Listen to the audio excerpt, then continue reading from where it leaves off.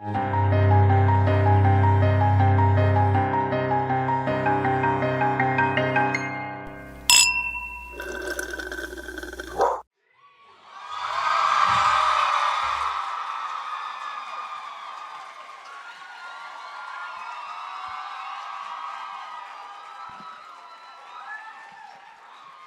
up, New York? Hey! Oh my God. What's going on? Hello. This is so exciting. Christine, how are your arms? They're so tired, but also very fucking cold. It's so fucking cold. What is wrong with you guys? I knew there was a reason we lived in that hellhole of Los Angeles. When I first moved to LA, I was like, oh, it's gonna be like the perfect weather every day. And then I got there and like every day, all the time, it's 1,000 degrees. And I was like, what the fuck is wrong with this place? And I was like, I need a little cold in my life. And then I came here and I was like, never fucking mind. No more. Nope. But we're here and you guys are here, so thank you for coming. Yes, thank you. Means a lot.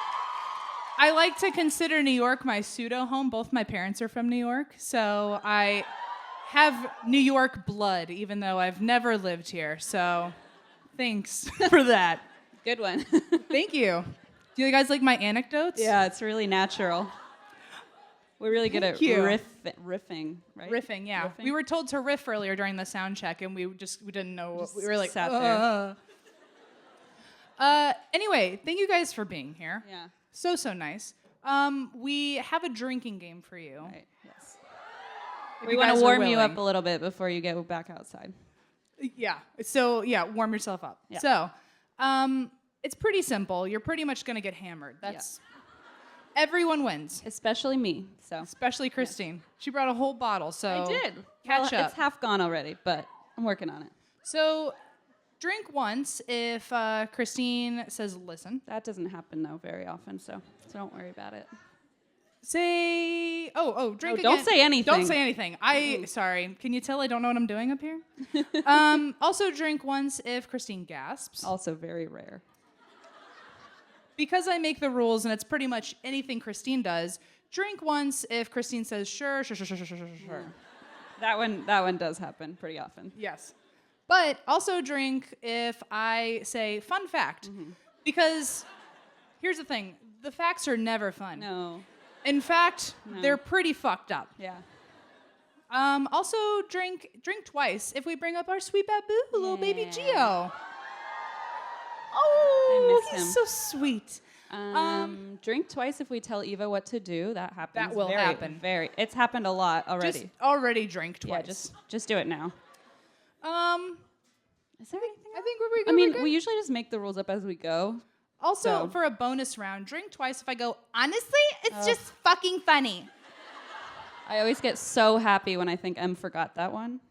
Are you guys so And there jealous it is. that Christine gets to, see me every day and I probably use it 10,000 times a day. So she really drinks great. a lot. Yeah, it's good. With that, who wants a ghost story? Good, you're in the right place. All right. So I wanted to figure out what I wanted to do because it's New York and it's got to be pretty wonderful, right? So It's your blood or whatever you said. it's kind of my pseudo blood, if you will. Listen, well, let me do this real quick. Oh, shit, I already did it. We had a show in Dallas, and both of us were trying to be really cool with our microphones, and then we just ripped them off the wires. And the one we were just like, stopped working. We just share it. Oh, it's a fun ride when this times. isn't edited for you. Yeah. So I wanted to make this pretty spectacular. Let's see. Don't set yourself. Fingers Don't set the bar crossed. so freaking high. So I thought okay, well, what's quintessential New York? And so I thought I'm going to cover as many ghosts as possible of Broadway. Oh. Interesting. I wanted to give you a variety of sorts. Just don't sing, please. So I just no. Okay. Every theater seems to be haunted in New York. So, Not surprised. Fun fact. God damn it. I also asked in advance about this theater, and it is too haunted. Ooh, ah. We'll get to that. So. I was like, is that it? You're not going to tell us? The end, I'm done. Wow. So, I wanted to do as many as I could, but it seemed like there were 2 theaters that are more haunted than the rest, so that's the main focus. And at the end, I'm just going to try to shove as much information I can about the other smaller theaters. So, I want to first give a shout out to Playbill because apparently they actually keep track of all of this. Really? Yeah. Cool. They have a whole article of theater by theater, all the things people have seen. So most of my information came from that. Shout out Playbill. So, did you like that? No. Okay. So, one thing that they actually find very interesting is that there is quite a consistency of the ghost sightings, and it is an impressive consistency, quote. Ooh, ah. It's very impressive, yeah. The first theater I'm going to cover, and I like to say I'm from New York, but I don't know these theaters, so I guess I'm not very New York, but applaud anyway. The New Amsterdam Theater? Shit. Holy shit, that's a ghost. All right. It is haunted. So, yes, shout out to that theater, because I'm about to talk about it a lot. I also avoided the history on this. It just seemed like there was a lot of ghost stuff, so you get quite a punch. So there's just no history. No, you don't need to be educated Okay, I'm today. ready. Let's go. So the most active ghost on Broadway is at the New Amsterdam Theater, and her name is Olive Thomas. Aww. Someone And knows she's her. here tonight. Yeah.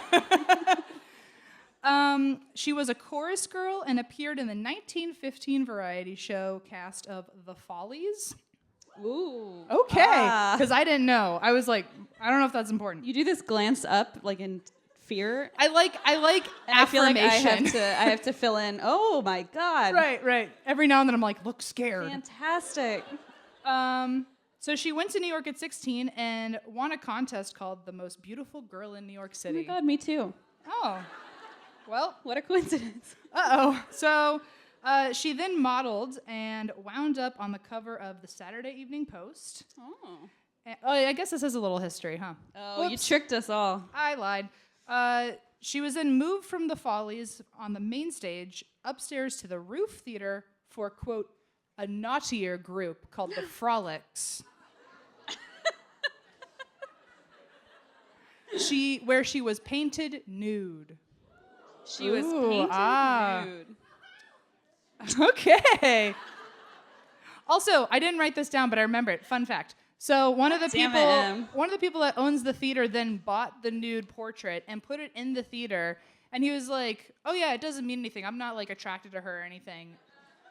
And then his wife saw that he had purchased the portrait, and I think they divorced because of that. What? Okay, hold on. I thought you meant. I'm sorry. I shouldn't say this out loud. Oh, well, too late. Too late. I thought you meant. It's so stupid. Listen, English is not my first language. Oh, sometimes I get mixed up. Okay, so I thought you meant she was painted nude, like she was nude, and they were like painting. No. So they painted a picture of her. Oh, I was like, that is naughty. Wow. I mean, maybe. Who knows what the Frolics were doing? I get it. And then I was like, someone also painted a picture of it? This is Right, yeah. weird. Okay, it makes a lot more sense. I kind of wish I didn't. I wish I went with your version because that makes it better. So she became a silent film actress and married Jack Pickford. And in 1920, Jack Pickford told her that he had syphilis. Oh, no. 5 years after being married. Oh, no. And then said she should probably get checked out. Oh. I hope you guys liked laughing because now it gets sad. So everybody be quiet. So official reports say that she accidentally took a lot of pills, and that's how she passed on because she was just so grief-stricken with the news of that. The pills that she took were Jack's mercury pills. Oh, good. And she took the whole bottle. Oh, God. Fun fact? Nope. The pills were shaped like coffins. I wrote it down, so I'm saying it, but that wasn't. What the hell? So, I don't know how one accidentally takes a whole pill bottle, but official records say that she accidentally ate all of them. So, that's how she passed on. But immediately after her death, before it was even reported that she had died, people at the New Amsterdam Theater were running into her backstage. Oh, shit. So as she was, this happened in Paris too, where she passed away. So while she passed away in Paris, and before news even got back to the theater, they were running into her backstage, and they were like, "Oh, I thought you were in France," and then she disappeared. So her ghost showed up right away. She was a very active ghost in the 1920s, but it died down during the Depression because a lot of people weren't going to the theater, and she apparently is a social butterfly and thrives on people being in the theater for her to show up. Okay. As people started going back to the theater, she started coming around more often, and she is now more active than ever after the 1990s when Disney bought the theater for Disney Productions. Oh. During renovations at this time, construction workers kept seeing a woman in the off-limits areas, and they kept trying to tell her to leave, and she wouldn't. And then they would try to, like, call the manager and tell her to leave, and the manager would be like, well, she's dead, so. You're in more danger than her in that area, so. Oh, God. She was described as wearing a green beaded dress, a beaded headpiece, and a sash. Oh. And carrying an empty blue pill bottle. Oh. So after people started seeing her everywhere, the vice president of operations put pictures of her at every entrance of the theater so that people could say hi or goodbye to her as they leave or enter the theater. She needs a lot of attention. Well, apparently it works. So it's now custom if you're an employee there that as you walk into the theater every day, you say hi, and as you leave, you say bye, and it keeps activity from blooming. I don't know. Going wild. Yes, blooming. Apparently acknowledging her at the start and end of each day makes her active. She's still active, but you don't see her, and I guess that was the thing that was freaking people out the most. So in the 2000s, the roof theater was being turned into office spaces, and that was where she was a frolic. She was painting. She was being painted in some way. Yeah. Body paint. And I remember. when in the 2000s they were renovating that area, people would always hear tap dancing, 1920s music, giggling, but nobody was ever there when they would check. And apparently they would also hear knocking on the floor so that you would hear it on the ceiling and it would respond to you. Super creepy. She would also sometimes speak to you, and what she said was different between people, but they always would try to do an impression of her. And I guess she had the, like, I don't know if it was the transatlantic accent, whatever an old-timey accent is. Don't look at me. I don't know. You know about English and me. They would all impersonate her exactly the same. I guess she had a certain dialect, and they all happened to do it without knowing that other people heard it like that. Huh. So people have also seen, this is where it gets weird for me, people have seen a woman or sometimes only disembodied feet climbing up the stairs. Climbing, oh no. She's also been seen walking across the stage and disappearing through solid walls. Cool. And during the previews of Aladdin, a conductor who was a woman was getting ready in the dressing room, and she knew about Olive, so she said out loud in the dressing room, "Well, Olive, I'm here, and I'm a little nervous. I just wanted to introduce myself and ask if you could please give us some good luck. I wonder what the Folly Girls would think about a female conductor." And and so nice. The dressing room had just been fitted with brand new light bulbs that day, and they flickered on and off for several seconds and then faded back on by themselves, which light bulbs don't do or didn't do in that room. They faded on by themselves. And then during the show, a woman in the audience asked an usher for a booster seat for her kid. And the usher waited until intermission to bring her the booster chair, but the woman already had one by that time. Oh, boy. And when they asked how she got one, she said, "Oh, the lady in the back brought me one." Oh, boy. And the venue didn't have a woman working in the back that night, and everyone who works there knows not to interrupt the middle of a show and to wait during intermission. All of the staff were questioned, and nobody had done it. Ooh. And then she described the girl as having a green dress and a sash and a headband. And a pill bottle. Right. It's a weirdly dressed and usher. she was nude and painted crazy colors. It's a very weird Disney theater. Right. All of the staff, Oh yeah, all the staff were questioned. We got there. we She is most regularly seen by men, and she is very flirty. She likes to rub their backs. Oh dear.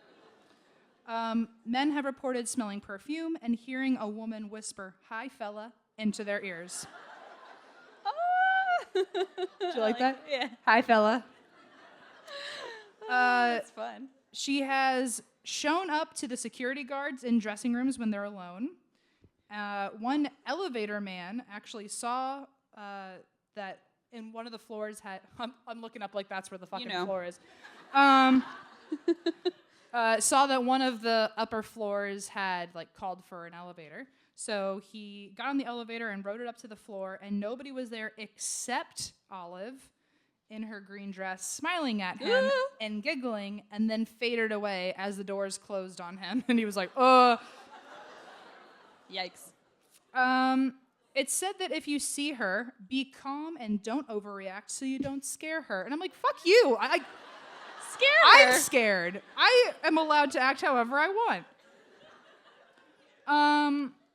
Someone went, yeah, I like that. Thank you. Yeah. Solidarity. Yeah, naked lady. Back off. Get your painted body away from me. Don't scare her. She has also blown all of the lights out in the offices and likes to move set pieces. Oh, dear. She is most active when there are two separate things. One, when there are renovations that are being done to the building. And the second is when previous Follies performers are invited and come back to the theater for certain events. So she sees her friends. That's so sweet. When Follies alum come to the theater, the stage and the sets shake on their own, and all the lights on multiple floors will burn out simultaneously. Ooh. The staff were... Oh, this is a good one. Ready? I'm already there, but you don't know yet. Hang on. We get excited about our own notes sometimes. Very sad. Sometimes I'm like, oh, I forgot about that. Okay. So the staff was talking about an old movie called The Artist, and some said that Olive became a silent film star by that time, and another employee said that the real silent movie star was Mary Pickford. How dare he who say was that. also her husband, who had syphilis' sister. Oh, no. She's like, no, you didn't. Yeah. And so after... Fella. Sorry. So after he said that, witnesses watched a stack of DVDs fly across the room and hit the wall. And apparently at least 10 to 15 people all saw that happen and swear by it. So people try hard to catch a glimpse of Olive, and they will try hiding in the theater until after closing to see her. And so security have gotten used to seeing people hide in the seats. Until thinking that they won't notice. What's the matter with people? And then lock up and then leave them there to go ghost hunting. Like that movie with the zoo, or there's a museum. I don't know. I was like, what's happening? Eva, yes, just exactly like delete that part. No, you got it.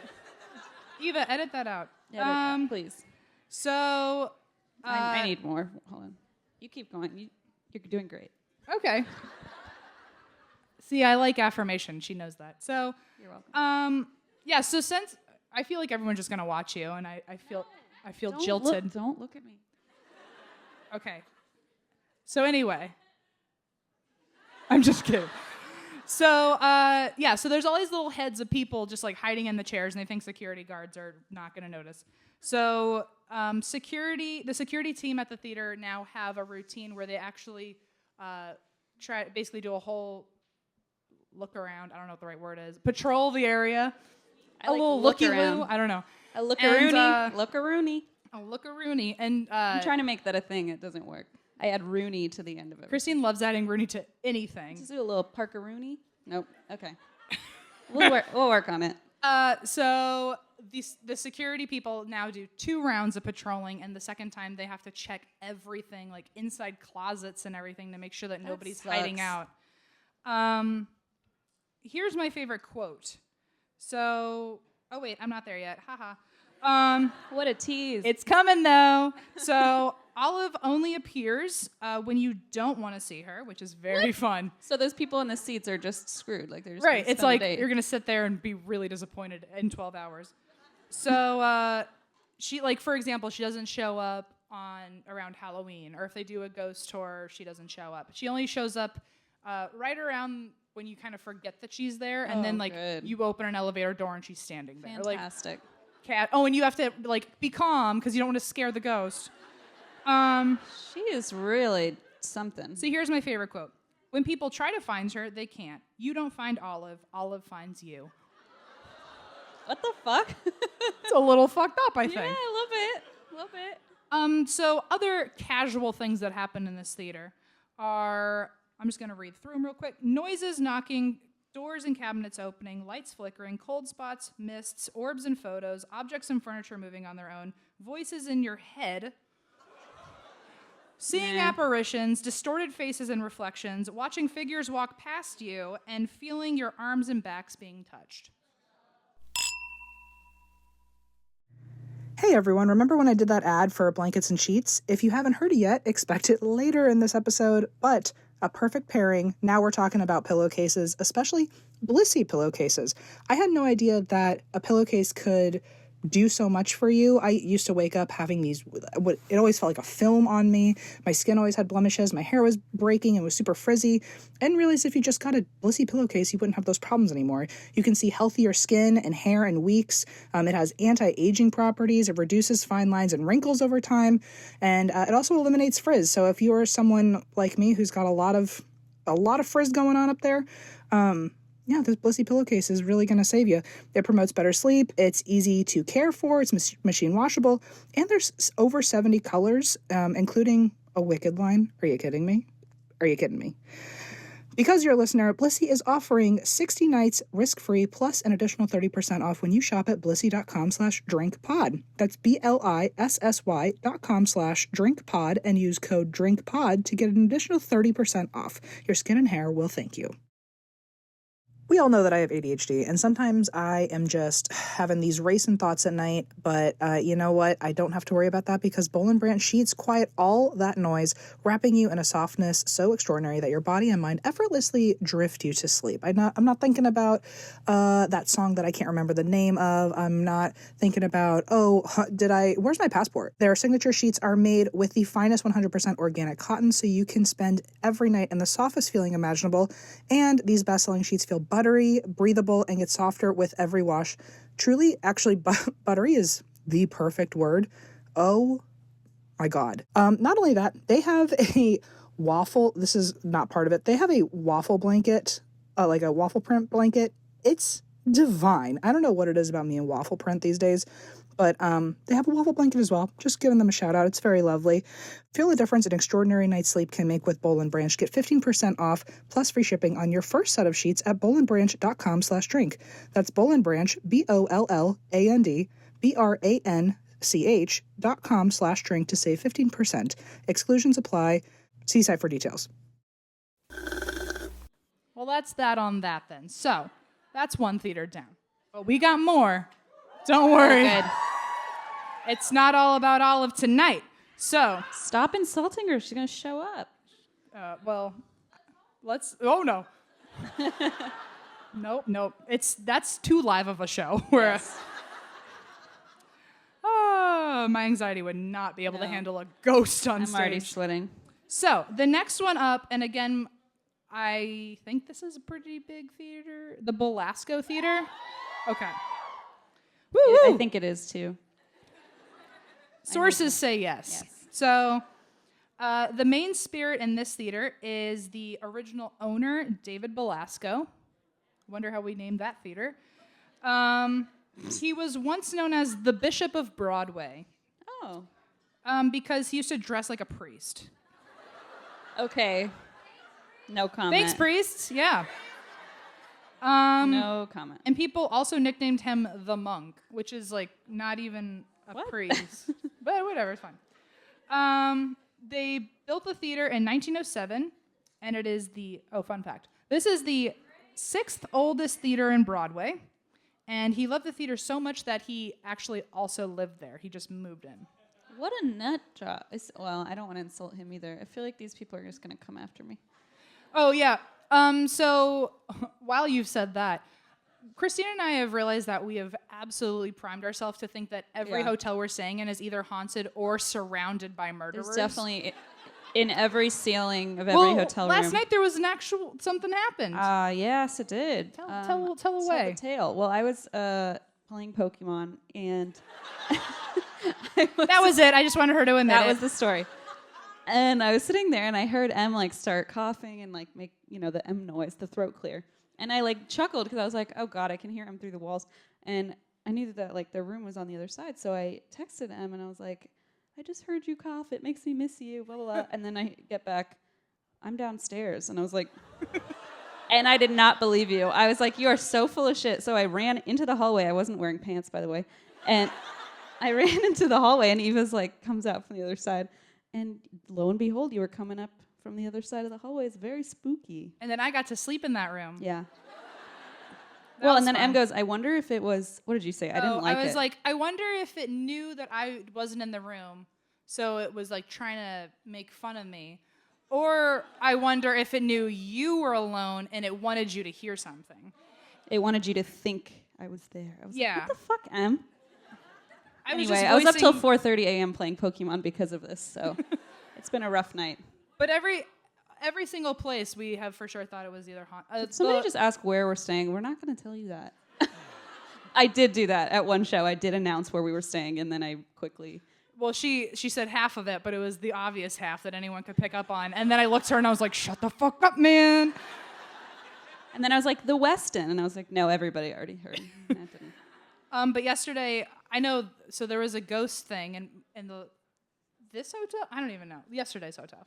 But the hotel before that, Christine's story was pretty wild for New Jersey. And so she was like blocking her door in the middle of the night and like putting suitcases up. Yes, but then I thought, what if the killer comes through the ceiling of the closet? So then I was like, well, then I would be blocked from the door. And so then I put a lot of suitcases in the closet. And it was a full disaster plan in the middle of the night. It was not good. Anyway. But I was fine. See, it worked. So yeah. So anyway, there was our riffing. So the monk / priest. Right. So he was also he's obviously wears many hats, but he's also known as the man of the century, apparently on Playbill. By himself, like they called him that. They called him man of the century. Okay. Because he made sure that his theater was the classiest and most modern possible. So he paid what is now the equivalent of $18 million. Oh my God. Back then it was $750,000. Small potatoes. And the theater had Tiffany glass decor, an elevator stage, a wing and fly space, a special effects studio, and it had a top-of-the-line lighting and hydraulic system that was the first of its kind and has been replicated in future theaters since. God. So very she. He was also so detail-oriented. This is like kind of bananas, but I also really appreciate it. He was so detail-oriented with his productions that he also used scent design. So if scenes took place in like a kitchen or a coffee shop, he had certain smells go through the theater vents. That is so extra. So you'd feel like you were there. Ew, I'm kind of down with it. But that means he literally was like, because they didn't have like, Glade. So he probably had like spaghetti that he was like. He had a separate team where in a kitchen they were actually making the food. That's insanity. So like if it was a coffee shop, he would have them brew a shitload of coffee so it would go through the vents. I like that part. I just feel like it could go wrong. It could go just south. Inhale caffeine. It could go south very quickly. So he died in 1931, and he began showing up pretty much right away. And Playbill gave him another title, which is one of the most alive-looking theater ghosts. He's described as tall with messy hair, and he's wearing his priest outfit, his collar, and all that good stuff. Can you tell I'm not religious? It's this thing. We get it. Fun fact, on his 150th birthday, the cast of Dracula was performing, and after the show, they had a cake made for him, and they sang happy birthday to him in the theater, Which, like, That's adorable. can you imagine a bunch of people dressed up like vampires singing happy birthday to you for your 150th so you feel like a vampire? But there's like nobody there. They're just singing to. Right, the air. This is so strange. I'm into it. You're weird, New York. So here are some of the ghosts of this theater. So we start small with cold spots and room temperature changes. There are also footsteps nearby or behind you pretty much at all times. So Good, have fun with good. that. People see him in the mirror behind them when they're doing their makeup, and then he disappears when you turn around. I also feel like if you're doing your makeup, like, you don't want anyone staring at you whether or not they're dead. Like, if they're No. alive too, they really shouldn't I be think like it's eyeing worse you. if a man appears over my shoulder in the mirror. It's probably worse if he's alive. Like, I'd rather him that's be fair. a ghost. I'd rather him. Maybe be a they ghost. hope he's dead. I don't know. Yeah. So one usher was closing up the lobby one night and playfully said, Oh boy. I didn't choose playfully. I took that from Playbill. Playfully said, "Good night, Mr. Belasco." And all of the outer lobby doors swung open silently together and then closed silently together.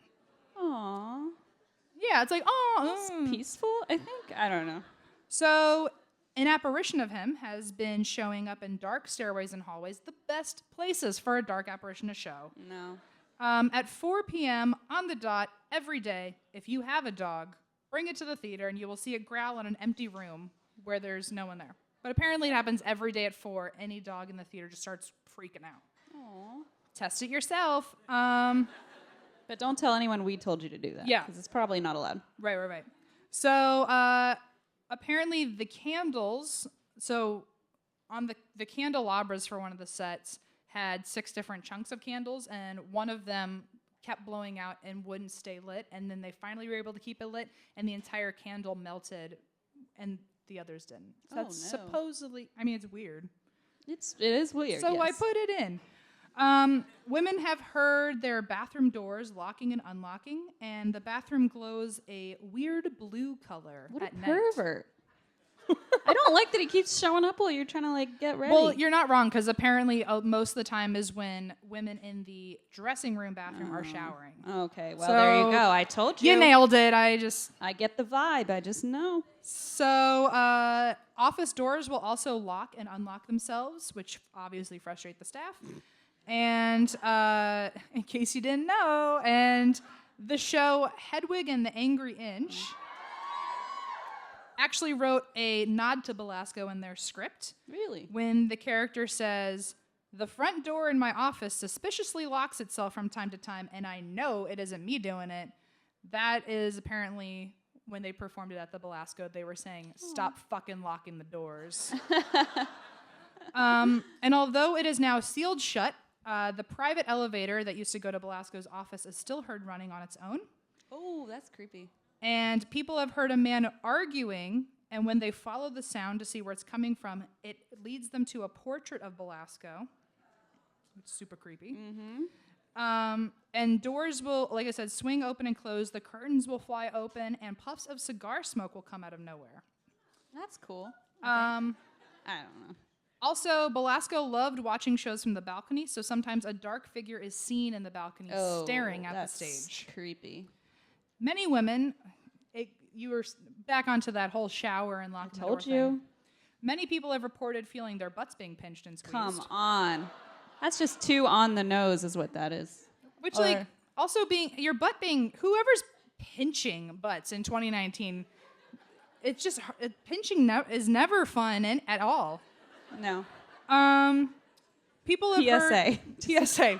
Let's never pinch again. No. People have heard wild parties accompanied by the 1920s. By 1920s music. Whoops. I was like, why is that period there? Whoops. Accompanied by 1920s music. And so basically it'll sound like there's 100 people in a room, and then they'll go check the room to see what's going on or to make a noise complaint or something, and the whole room's empty and no one's in there. Ooh. That's my audition for Broadway. For a ghost? Yeah. So one actress, I did not write her name, oops, but she's got a good quote. It says, You know her. I guess she has a friend named Kathy, because she talks about Kathy in this. What the fuck? She says, When it comes, she was asked if anyone has ever seen the ghost of Belasco that she knew of. She said, Kathy saw him walk into the mirror the other day. She thinks he lives in the mirror in the wall outside of the dressing room. Oh God. One night, I forgot my coat, and I had turned out the lights in my room. I turned back to get my coat in the dark, but someone turned on the table light for me so I could see my way. As I opened the door to leave, and as I was walking out, someone closed the door behind me. I didn't touch it, but I watched it move. So, Spooky. super creepy and chivalrous. Very kind. There's no pinching in that one. I like that. This is my favorite because I feel like this should really, if there was like someone holding a camera at this exact moment, we would just have proof of ghosts. But apparently, Belasco is known to actually physically, as the most real looking ghost or whatever, Right. he is known to walk up to actors, shake their hands, and tell them they did a fine job after a performance. Oh, that's nice. And legend has it, if Belasco appears in the theater on opening night of a show, the show is blessed. Aw. But if the show doesn't go well... Do you see him here tonight? Uh-oh. I'm asking for a friend. Oh. Oh, boy. If the show doesn't go well, Belasco will, quote, ransack dressing rooms. What an asshole. Furniture, decor, and personal items have been thrown against walls and across rooms after bad nights. And, sorry, I read it again. I was like, that's wild. So as of 2010, they did another renovation, and he has been quiet for the most part. People will still sense him, but after they renovated the place, he is much more quiet than he has been. So there's another less active spirit called the Blue Lady, and she is said to have been a dancer for men. Oh, all right. We know what that means, but she was a dancer I don't. for Can you men. explain it? Nah. Okay. She worked in the building when it used to be a strip club, and she died by suicide in the basement. Oh, terrible. She is now seen as an icy cold blue mist Oh my that God. glows around you. Oh, no. She appears in the stairs and in the dressing room, and people sometimes feel her sadness. Oh, God. But she is also sometimes seen with Belasco in the hallways, which means that they're friends. Aw. Okay, that's good. And that's that on the Belasco Theater. Okay, nice. Thank you. I got one more in me. Yay. Hey, all right. This is the Palace Theater. All right. Cool. All right, man. Oh, yeah. So the Palace was the nation's technically first vaudeville theater. It's not called that, but before vaudeville became its own thing, they were already showing vaudeville shows there. Some of the ghosts that are there are a cellist. Mm-hmm. I always want to say cellist, and I know that's wrong. I just got scared, and everyone watched me be like, yeah. Okay. You're good. A cellist dressed in white in the orchestra pit. A small boy who will play with his toy trucks. Aw. A man dressed in brown who walks through the theater offices. And a little girl who's crying in the balcony. Oh, that's sad. There is also the spirit of Judy Garland. Everyone's like, sad little girl who? Judy Garland is here. She has been seen near the door of the theater that was built especially for her. Oh. One day we'll have our own door, Christine. We will, yes. Let's manifest that. Sure, vision board it. So, actors will see Sorry. Hang in there. Sorry, I saw Judy Garland. I got distracted. People also hear a piano playing by itself in the middle of the night. And another spirit walks past doorways at night, so you can hear his footsteps in the hallways when you're the last people working. Yikes. Sometimes people hear a voice calling out for Judy. And there's one spirit named Clyde who is known to stand up during a curtain call, bow, and fade away. Oh, okay. Sure. Also, props from the set and personal items from the dressing rooms will be taken or found in random places throughout the theater. There was one instance where, I guess, during a play, someone had like a doctor coat on, and all of the Yeah. doctor tools. Plays. They were supposed to always stay. Stethoscope. Yeah, they were always supposed to stay in the pocket of the jacket, and then one day they were just all gone, and then they ended up finding them like in the back of a bathroom. Like they were just you just find them in random places. One ghost to avoid is Louis Borsellino, which is the most New York name I've ever heard in my life. And so when Louis was around, he was an acrobat, but he mid-performance fell to his death. Oh, God. That's terrible. Actors will now see him walking a tightrope from the top left. I don't know how stages work. North quadrant. In one way. They will see him walking from one end of the stage to the other Right. via tightrope. I can follow that. So apparently those who actually see his ghost die within a year. What? So you really don't want to mess with Louis Borsellino. That's terrible. Big Louis, I don't know. So He's probably not that big because he's I don't a know. little Skinny acrobat. Louis. So There, that's more like it. So the staff say when the theater is empty, his ghost can be seen swinging from the rafters, Oh dear. and creepy. then he lets out a blood-curdling scream, and then he reenacts his nosedive to death. Oh. Not my words. That was playbill. So if you see him, you might die in the next 365 days. So don't do that. Just close your eyes. Just close your eyes for the whole show. Yeah. Not now. Open them. Not this one. Unless you want to, then it's just a podcast all over again. Oh, that's true. I guess that is sort of what you do anyway. Okay. Good point. If anything, this is the new thing for you Yeah. listening to our Yeah. voices. So those are the three main ones, but I do have a quick list of the Richard Rogers Theater, Eugene O'Neill Theater, Gershwin Theater, New Victory Theater, and Radio City Music Hall. Yay. They all happen to have like a couple ghosts, but none of them had lengthy stories like that. So I'm just going to read them off real quick. There's a ghost of a small child. This is a combination of all these, so you don't know where they are. You're just going to have to go to every theater. Ooh. There's a ghost of a small child just off stage during a show, and people think he actually snuck backstage, but he just hangs out there while you're acting. There are red lipstick smudges in the bathroom that appear on their own, and then if you wipe them away, they will reappear. Oh, God.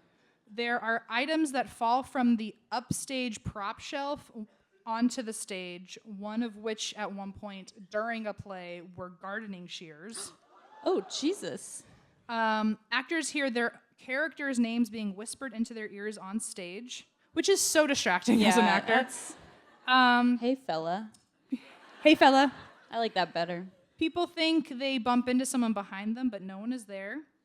My favorite is there was an actor who wanted to take a nap in between rehearsal and his show, and so he asked his friends to wake him up before the show. That's you. And his friends forgot. Oh, no, that's me. And so Oh, my God. even though they forgot to wake him up, he got slapped on the bottom of his shoes with such a force that he got shoved into the wall. And when he opened his eyes, nobody was in the room with him. Oh, dear. Okay. Also, That was Eva. That was Eva. Wake the fuck up! So, She has to do everything around here. actors will see their castmate up on the catwalk and then look to their side, and the same castmate is standing right next to them. Ugh. Instruments will tune themselves in locked rooms, and one time a costumer couldn't find a bow tie in their kit, and so they were looking around for it and walked past a random storage closet, and a giant Tupperware bin flew into the air by itself, flipped over, and the bow tie was sitting on top of the bin. Creepy. And those are all the Ghosts of Broadway. Oh, my God. Thank you. Very good. Very good. Thank you. All right, everyone. You know that I'm dealing with a lot these days. I, first of all, already have sleep issues, but on top of that, now I'm dealing with this new dog that's come into our lives. I'm still learning the ropes with him. And there's a lot of things every now and then that stress me out. And when it comes to Christine, she gets stressed out all the time. She's also got sleep problems, chronic pain, general anxiety we've both got. So if you suffer with any of these things, maybe give cornbread hemp a try. Life's been a little crazy, and one thing that helps us unwind is cornbread hemp CBD gummies, especially for Christine. I know she talks about them quite a lot on and off the podcast. She loves them. Cornbread hemp CBD gummies are made to help you feel better, whether it's stress, discomfort, if you have sleep issues or chronic pain, like we were saying, or just need a little relaxation. They only use the best part of the hemp plant, which is the flower, for the purest and most potent CBD, and it's formulated to help relieve discomfort, stress, sleeplessness. All products are third-party lab tested and USDA organic to ensure safety and purity. So we love using it. I know Christine never shuts up about it. Anyway, give it a shot right now, and that's why We Drink listeners can save 30% on their first order. Just head to cornbreadhemp.com/drink and use code DRINK at checkout. That's cornbreadhemp.com/drink and use code DRINK. Thank you so much for indulging me. Yeah. That being said, it is now Christine's turn. Yeah. Hey guys. I'm so excited. Team Wine, thank you. Somebody. Okay, guys, I am pretty excited about this story. I keep giggling to myself, and Em doesn't like it. I don't know, because I don't know the stories, I learned the same time you do. And so I've been with her for several days, and she's like, the Brooklyn story's so good. And I'm like, okay, well, I can't wait. Oh, poor Em. Okay, so I want to give this a little caveat, which is that this story isn't quite it's not like a gory murder story. It's technically a crime story, but it's a fucking doozy. So let's go for a ride. Yeah. All right, I'm going to tell Someone went all right or Rooney. Oh, fuck yeah.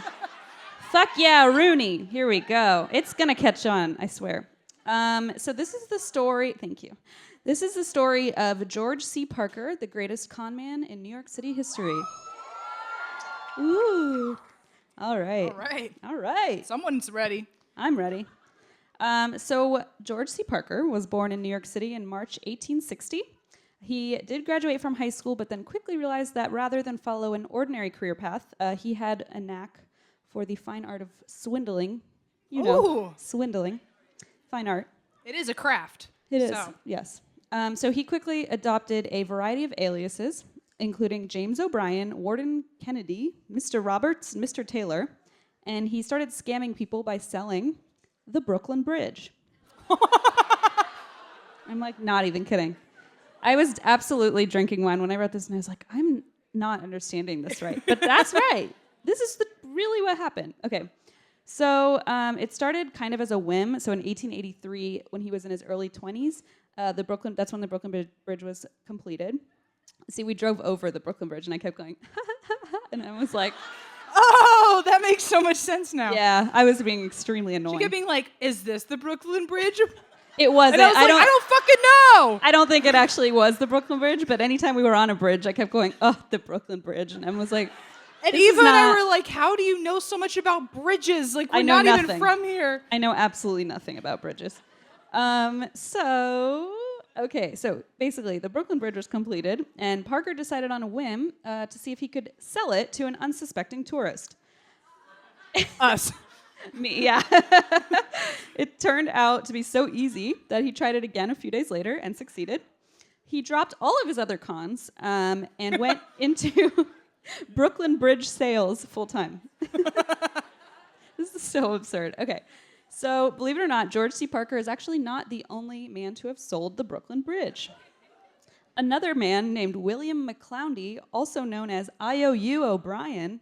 Wait, really? Yeah. Do you know, back then, I feel like everyone just had a cool name, a nickname. Yeah, I like that. Nickname. I don't know about IOU. I feel like that's like a I'm in debt kind of Well, nickname. yeah, he was a bad guy. But so his name was William, and then they call it McCloudy, and they called him IOU O'Brien. I don't know why. I think they just wanted something to sound cool. So he was sent to Sing Sing for selling the bridge. Sing Sing. We love it there. I hear it's beautiful. So 1901, I'm so used to saying that because every time someone cheers for like a neighborhood, I'm like, oh yeah, I hear it's beautiful. So I just know. So now, It's prison, automatic. yeah, it's Oh, yeah. great. People, Cozy. people there are lovely. So I found this. The thing about IOU O'Brien going to Sing Sing was in a newspaper, and the article next to it from like 1901 or 1902. The news article next to it, I just thought I would feature it for fun. It has nothing to do with anything. But the headline is, Small Cop Bests 2 6-foot Thugs with a Pistol Butt. Ooh. And I just was like, remember when you could just like the cop was small, but somehow he beat 2 thugs. It's like, that's not how news works. That's not how journalism works. But anyway, I had a fun time with that.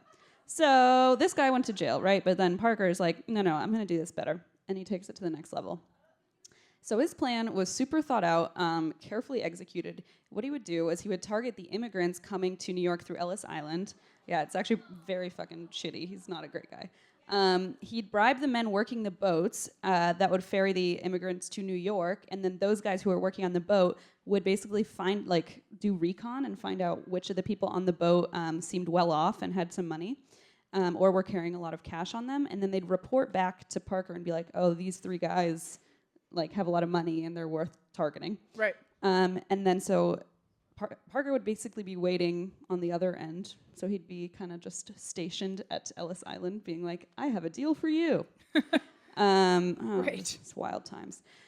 And so once they landed on American soil, he would present himself as the proud yet overly stressed and desperate to sell owner of the Brooklyn Bridge. Oh, I see. He just couldn't handle the responsibility of such a large bridge anymore. But I bet you can. I could do that for you. Yeah.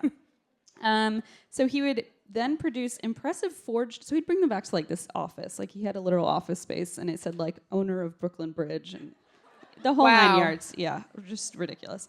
And then he would produce these impressive forged documents to prove that he was the owner, and then convince buyers that they could make a fortune if they bought it because they could control access to the roadway and charge tolls. I mean, horrible, but genius also. Yes. Yeah, I mean, and it worked, so yeah. I don't know. Hats off.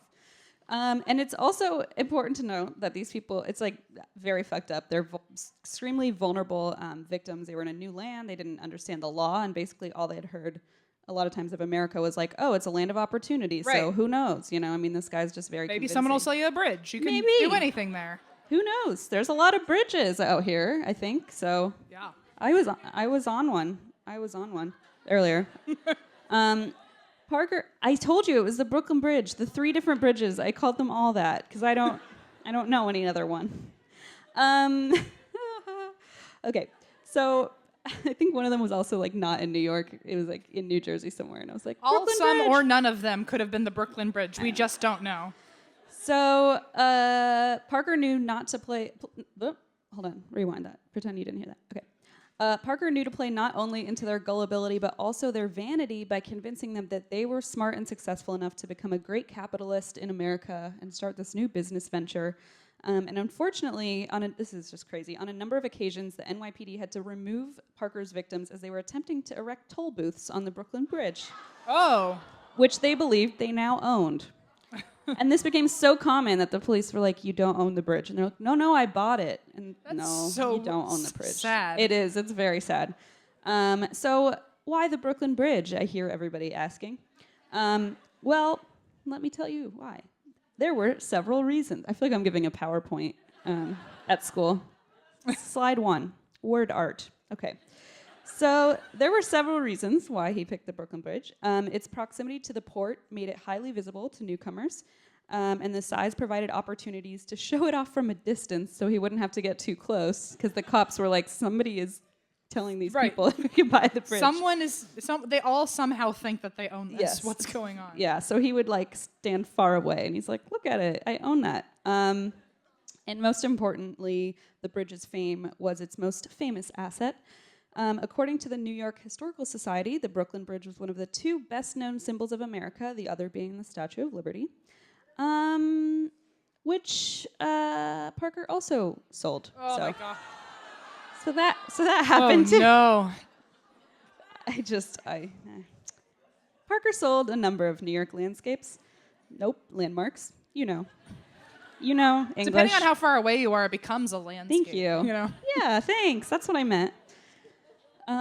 You get me. I know. We should start a podcast. Oh my God. I don't know. I don't think that's a good idea. Okay.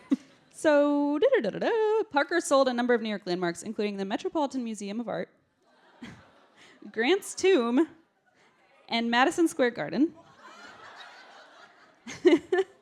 He also successfully sold several shows and plays that he had obviously no legal ownership of, but he'd be like, you can buy this play, you can buy Cats on Broadway. I don't know. Oh my God. I don't know. The Music Man? Listen, I'm not from gosh. here. Okay. So he had a different, so he would have these like different aliases and cons set up depending on what he was trying to sell. Mm-hmm. So for example, when he sold Grant's Tomb, he would pose as General Grant's grandson, and he would set up a fake office to handle his real estate swindles. He produced documents as evidence to suggest that he was the legal owner of the tomb because his grandfather had bestowed it to him in his will. I don't know. And he would like cry and be like, well, it's so sad that I can't take care of grandfather's tomb, but you can do it. Tomb, Grandpapa. Yeah. So he had like all these different cons set up and they were working. And it sounds like obviously ridiculous and hokey, but he was not fucking around. He actually sold the Brooklyn Bridge twice a week for several years. Some say up to 30 years is like the guesstimate. As for the selling price, I hear you all asking me. Yes.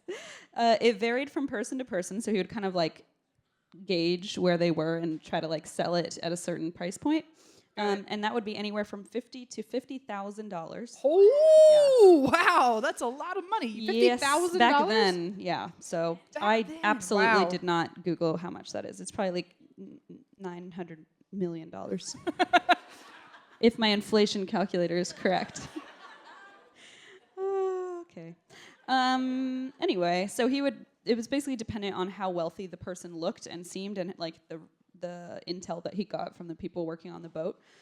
His forte was talking you into basically spending every single penny you owned by saying, like, you'll make this back tenfold, you know. And he was very good at it. He talked, I don't know how many people, 2 times a week for 30 years. Enough people.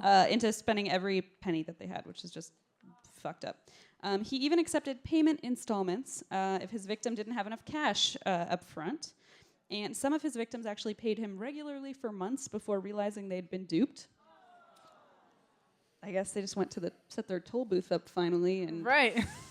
Nasty surprise. So these people had just moved to America, taken for all they had. Pretty messed up. Amazingly, though, Parker stayed in business from 1883 to 1928, which is, I used calculator. So that's how you know that this is correct. 45 years. You had to trust yourself. You're like, no, you're good to say this. Christina, you can say this. You used a calculator. Don't worry. 45 years is what that is. What does that say? Oh, okay. I'll tell you. It says, however, Parker's scam was not perfect. He was arrested 3 different times for fraud. After one arrest around 1908, though, he managed to escape by walking out of the courthouse wearing a coat and a hat that a sheriff had just set down. After coming in from the cold. So he just waltzed right out, and then they were like, oh, drats, or whatever they said back then. Right. Oh, darn it. I don't know what they would say. I don't know. You're fired to that man who put down his coat. After Parker's 3rd conviction on December 17th, 1928, he was sentenced to life in prison at Sing Sing, our favorite place. Yeah. Woo. They love it there. I don't know what that says about you, but he was 58 years old at this point. I found another newspaper clipping that describes his arrest. Quote, the man who sold the Brooklyn Bridge to a small butter and egg man from Indiana received... What does that mean? I don't know. Like, did he sell butter and eggs? Like a butter farmer? and egg man? Maybe. I don't know. To a small butter and egg man from Indiana received a present today of 3 meals a day and a roof over his head for the rest of his life. Oh. It's so fucked up. Oh, my God. Wow. They had a good time back then. You just do whatever the hell you wanted. Apparently, and just wear someone else's clothes and waltz right out of jail. Oh boy. So the article goes on to call him an amazing rascal, which I guess that's one way of putting it. But that's a story for a different day, I guess. At Sing Sing, believe it or not, Parker, you know about it. Parker was extremely popular among both the guards and his fellow inmates, who loved hearing about his exploits. I kind of like picture it as like the sleepover where they're all kind of like this. And they're like, tell us again about Madison Square Garden. So they would basically all gather at his cell and like listen to him tell tales of selling the Brooklyn Bridge, Madison Square Garden, et cetera, et cetera, et cetera. Up until the 1920s, people actually were still trying to sell the Brooklyn Bridge. This was apparently a very popular scam. But it became more difficult. Immigrants had become much more knowledgeable about the U.S., and around the time that the processors at Ellis Island began handing out cards or little booklets that said, "You can't buy public buildings or streets." Oh. At least someone's finally telling them, right? Like, such terrible. You can't buy Brooklyn Bridge. It's just not possible. So this is why historians believe the Brooklyn Bridge in particularly was associated with swindles as opposed to any other New York bridges, because by the time the newer bridges were built, the scam was no longer as widespread, and they were kind of cracking down on it. So Parker's methods this is very strange. I just put this in here. We'll see what happens. Parker's methods have passed into popular culture, giving rise to idioms such as, see, I didn't know this. I'm not also from this nation, this fine nation. I mean, I am, but I like to say that I'm not. This is an idiom, I suppose. It says, "And if you believe that, I have a bridge to sell you." Okay, everyone seems to know it except me. Do you know that phrase? No. Oh, okay, good. That makes me feel better. I'm sure other people do. I just don't. We don't. Yeah, we get it. We get it. You're smart. Jeez. So that's a popular way of expressing so that's probably us. Yeah, like that's we on could us. literally be the victim of this idiom. Yeah, no. Because we don't even get it. Okay. 1,000%. Anyway, I'm understanding this all now. It turns out that after all these years, the con still apparently lives on via the internet. According to the New York Times, there's a website called Scamarama. Oh my God. .com. Scamaroonies, thank you. Trademark, somebody, Eva, buy that. Buy that domain, please. I went there, and I was like, my computer will probably die now. Your FBI agent is like, virus. what is going on My right now? NSA guy is like, come on, we've talked about this. So I went to Scamaroonies.com, and there was no virus, thank God. The slogan of their website is, "Why should scammers have all the fun?" I'm like, What? Yeah, I guess so. I don't know. Basically, this website is stories of people trolling all the scammers and then like posting screenshots of the conversations. So it's kind of like if you get an email, people will like respond and like play along and then like mess with the other person. I don't know. People have a lot of time on their hands. They have a book, in case you're interested. They sell it at Barnes & Noble. It's called Turning the Tables on Email Scammers. All right. Anyway, okay, my point is that someone posted on the site a few years back when they received an email from a scammer named Genevieve, whose riches had gotten tied up after a coup in Liberia. Oh. Man, number of times that's happened to me. All she needed, of course, was just a little bit of money to free her assets, and then she would repay him in massive amounts of wealth. So the person who received this email did his best to gain the swindler's trust, then turn the tables by offering shares in the Brooklyn Bridge. The scammer's interest was piqued. Oh. And they asked for more details as to how they could go through with the sale. As the ruse went on, though, the scammer finally realized they were being messed with and bailed. But it goes to show that this scam actually still works, so just be careful out there. Apparently, I've been doing spam emails wrong my whole life. It just makes me think of the Office Michael episode. Scott, yeah, Nigerian prince. Yeah. If he contacts you directly, you answer him. Oh, boy. So, today, George C. Parker is remembered as one of the most successful con men in the history of the United States, as well as one of history's most talented hoaxers. He died in prison in 1936, but his twisted legacy... I hate that I wrote this. His twisted legacy lives on. Okay. God, I was very proud of that, I'm sure. drinking wine while you did your notes. You're like, that one's gonna fucking rock. I even put a ... That's how you know. Yikes. Yikeroonies. See, it works a little bit. No, okay. I'm going to end on a quote from vaudeville performer and humorist Will Rogers. They may call me a rube and a hick, but I'd a lot rather be the man who bought the Brooklyn Bridge than the man who sold it. And that is the story of New York City's George C. Parker. All right. Thank you, guys. Thank you. I just thought that was the most absurd thing I've literally ever heard. No, that was bananas. I didn't know you could. Not that you should, but I didn't know you could do that. Interesting. No, I guess you can do just about anything. Okay, that's my wisdom for the day. Somebody write that down. Okay. Oh, good. I also brought a little horoscope of George for you guys. Now, for those of you who don't, so for those of you here who were dragged here by, and you're unwilling and you don't know what you're doing here, this is a part in which I give unsolicited astrological advice to people who are already dead and can't use it anyway. People in Dallas, like the Texans, were like, astrology, get out. Yeah, they were like, we don't do that here. I'm back with my people. Sometimes it lands, sometimes it doesn't. No. So George was a Pisces. Oh, so are the Sing Sing people. Okay. Cool. So is Eva. So here we go. Aww. Eva, listen up. This is for you. Pisces, this week you may feel you have to perform to make the money trickle in faster. Ooh. You're better off keeping your cards close to the chest. No one wants to hear that they're responsible for their own downfall, even if they are. Uh-oh. They'll figure it out sooner or later without help from you. The end of the week finds you a master of communication, whether you're leading a meeting, giving a talk, or persuading innocent people to buy the Statue of Liberty. I added that. That's not actually in there, but you get the idea. And that, for the Pisces and for everyone else, is finally the story of George C. Parker. Thank you. Thank you. Thank you, everyone. Thank you, New York. We're so happy to be here.